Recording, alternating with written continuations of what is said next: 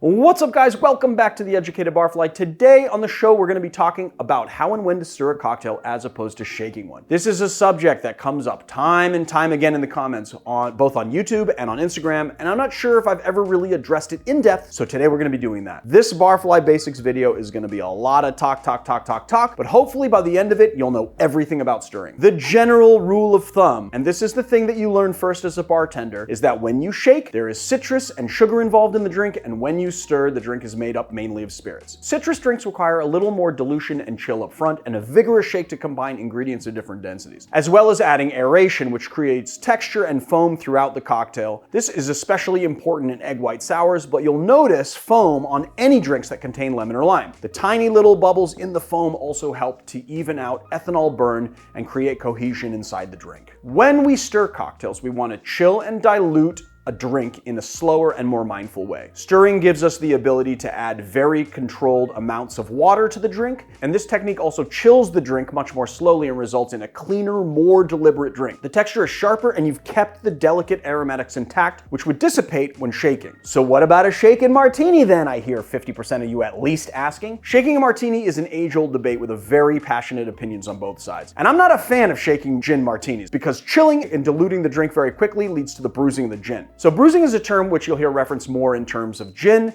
but this can also happen to any spirit made with botanical blends such as vermouths and in some other fortified wines. Complex aromas are divided into three parts. You've got the top note, also known as the head, the middle note or the heart, and the base note or fixative. The top notes are the most volatile and the base notes are the least. In gin, the top notes consist of the main flavoring elements of those botanicals, such as juniper, and when you shake the gin, you dissipate those top notes. And those are the very flavors that you're after. So if you shake your gin, you're rendering your gin less complex with more unattractive flavors. Now, stirring causes none of those problems. Without the excess dilution or aeration, you keep those delicate flavors intact and have a much more flavorful and crisper, sharper cocktail. And this is true for every stirred cocktail. But if you want a great illustration of this point, make a couple of martinis back to back, shake one and stir one and compare the drinks. Now I know that a bunch of you are out there thinking, whoa, wait a second. Why do we shake gin cocktails that contain citrus and sugar then? Won't we destroy those delicate top notes? And the answer is yes, you will, but it doesn't matter. Stirred drinks are most often a balance of delicate flavors, and you'll detect the nuance, especially in martini drinks. Once you add citrus and sugar to the mix, most nuance is completely gone. You'll only taste the most flavorful botanicals,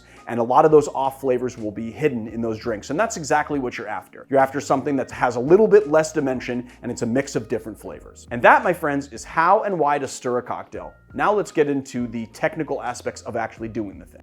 So obviously, to stir cocktails, you're gonna need to find some type of receptacle to stir your cocktail in. I like to use a stirring glass such as this, but you can use a pint glass or something like this, such as the bottom half of your tin. So there's something to be said about stirring in something like this because you will get more dilution as you stir because metal is not as insulated as glass, which is just a better insulator. But we're gonna use a glass for this tutorial. So I think I'm gonna make a Manhattan because that's just what I'm in the mood for now.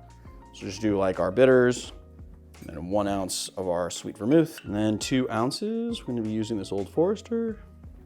Got our cocktail all set up and now we're ready to stir.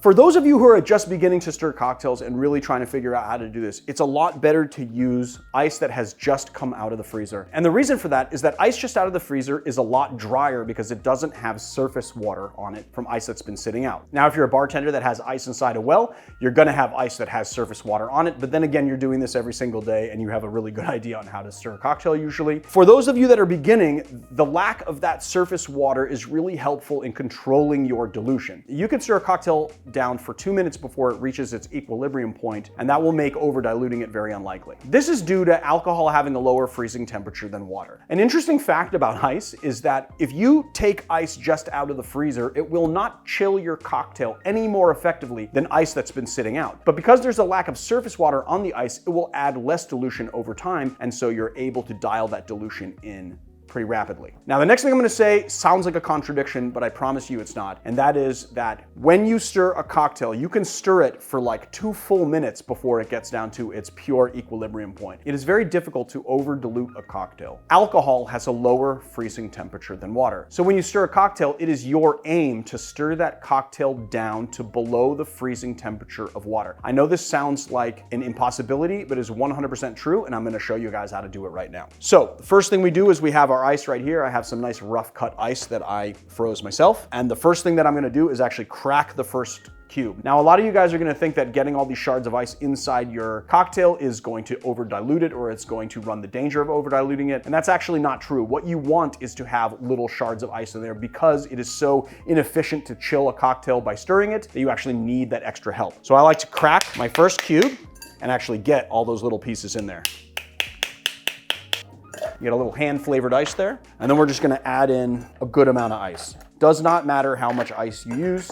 More ice does not equal more dilution. For beginners, it's a lot easier to use the teardrop side of a spoon. So I highly recommend that you use a teardrop spoon. You place it in the glass and you want to twirl it in your hands, rotating the ice along the outside of the glass. You don't wanna be doing this stuff, because you're just gonna spill your drink doing that. What you wanna do is just twirl it in between your fingers. So I like to hold it with the spoon here, and then supporting it with that finger, and then my thumb right there, and then you can stir. And you're basically rotating the spoon as you go. You can either rotate it like this, or you can rotate it like that. As you get more efficient, you can use this side and use the spoon, although it does tend to get hung up on ice a little bit more easily. So once you get your cocktail down to about -3, that's when it's perfect to put it in your glass. And strain our cocktail. And let's give it a sip to see if it's over diluted.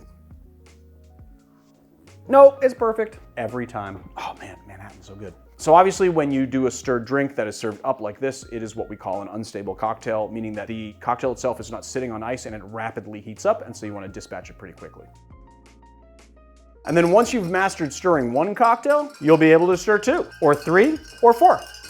Alrighty guys, that's it for our stirring video. Hopefully we answered a lot of questions, went a little in depth on how and why to stir a cocktail. If you have any further questions on stirring cocktails, please leave a comment. And then I just wanted to put these out here. You know that we've used Barfly mixology gear for a long time now, and we've most often used this crosshatch design stirring glass, but recently they've come out with a bunch of different versions of their stirring glass. All of them are pretty unique and elegant, so all of the links to these stirring glasses are below if you are so inclined. And I'll see you guys on another time.